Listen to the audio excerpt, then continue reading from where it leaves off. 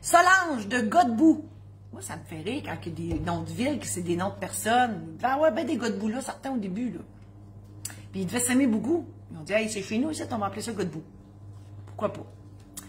Solange. Mon conjoint et moi sommes ensemble depuis 11 ans et ne sommes jamais passés devant notaire. C'est pas grave. Mais voilà que je suis atteinte d'un cancer. Ça, c'est grave. Je suis fort désolée.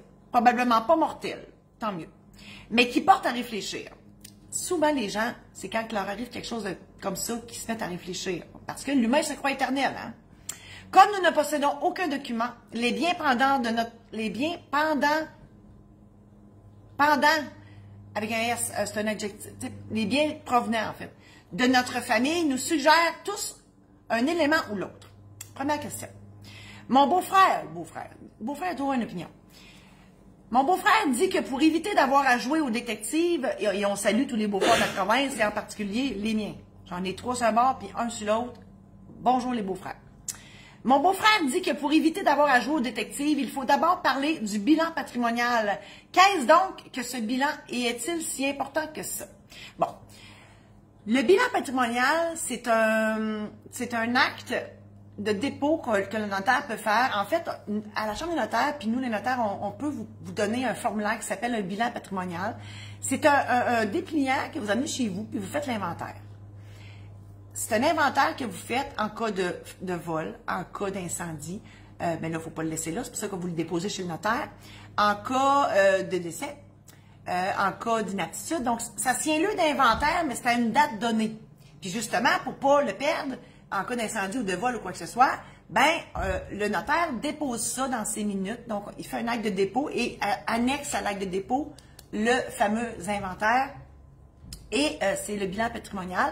On fait ça aussi, on peut le faire avant de se marier, parce que pour savoir qui avait quoi avant de se marier, pour qu'on sache vraiment clairement le patrimoine familial, il arrive où, il commence où et avec quel bien. Donc, c'est vraiment pour déterminer le droit de propriété des biens dans plusieurs situations. Donc, pour avant le mariage, toujours en cas de divorce, en cas de séparation. Il faut retourner en arrière. Le toaster, on ne sait plus c'est qui l'a acheté. Hein? Dans 25 ans, mais le 25 ans, de toute façon, ça fait 5 toasters en 25 ans peut-être. Mais vous comprenez l'idée. Ensuite, bon, fait que le bilan patrimonial, ça sert à élaborer un inventaire au cas où on aurait à se poser des questions sur, mon Dieu, c'est qui avait ça, puis quand est-ce qu'on a acheté ça, puis ça valait combien? Voilà. Deuxième question, il prétend qu'idéalement, le bilan patrimonial devrait être rédigé en même temps que le testament et mandat en cas d'inaptitude devant notaire. Non, c'est vraiment quand je dis non, c'est pas vrai, là. Vaut mieux tard que jamais, OK? Quand on se marie, avant de se marier, pas grand monde qui le font, mais vous devriez, c'est pour ça que je fais ça, des chroniques. Avant de se marier, on fait un bilan patrimonial pour savoir qui a quoi. Ensuite, oui, quand on fait un testament, un mandat d'inaptitude, c'est sûr qu'on peut faire ça, mais l'idée, c'est qu'il faut le garder à jour.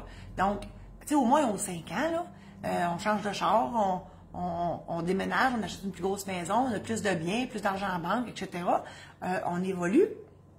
Et donc, il faut mettre à jour le bilan. C'est pas de le faire rien qu'une fois, il faut qu'il évolue avec vous. Voilà. Pourquoi en même temps? Bon, les questions, c'est pourquoi en même temps et pourquoi devant notaire? Ben, moi, c'est sûr, je prêche pour ma paroisse. Pourquoi en même temps? Ben, parce que pour maximiser l'entrevue avec le notaire. Tout simplement, nous, plus on sauve de temps, moins ça coûte cher. Parce que si on doit réouvrir un dossier à chaque fois que vous venez nous voir, c'est sûr que ça va coûter plus cher. Un combo coûte moins cher. Donc oui, et pourquoi devant notaire? Ben parce que le bilan patrimonial, il fait partie des minutes du notaire et on le garde à l'épreuve du feu et du vol. Donc il est là, consigné dans les minutes du notaire. Voilà. Effectivement, moi je vous aide à vous préparer avant d'aller chez le notaire parce que moi je le sais que puis j'ai un feeling, puis je le vois le monde qui vient à mon bureau. Depuis 31 ans que je vois du monde stressé, paquet de nerfs, puis là, ils sont tous énervés, puis là, oh mon Dieu, on va chez le notaire, puis là, premièrement, il se fait sur leur 36 pour me faire plaisir, puis pour être bien, puis pour qu'est-ce qu'on dit, qu'est-ce qu'elle va me demander, puis comment ça va se passer, puis tout le monde est ses nerfs. Moi, j'ai préparé des programmes en ligne pour les testaments, les mandats d'inaptitude, les successions, la préparation du mariage, l'achat d'une maison, puis l'aide médicale à mourir.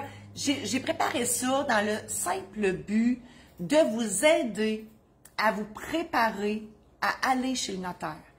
L'aide-mémoire qui est compris avec le programme en ligne, ben, c'est un aide-mémoire où vous allez écrire ce que vous voulez, selon ce que je vous explique dans le programme en ligne.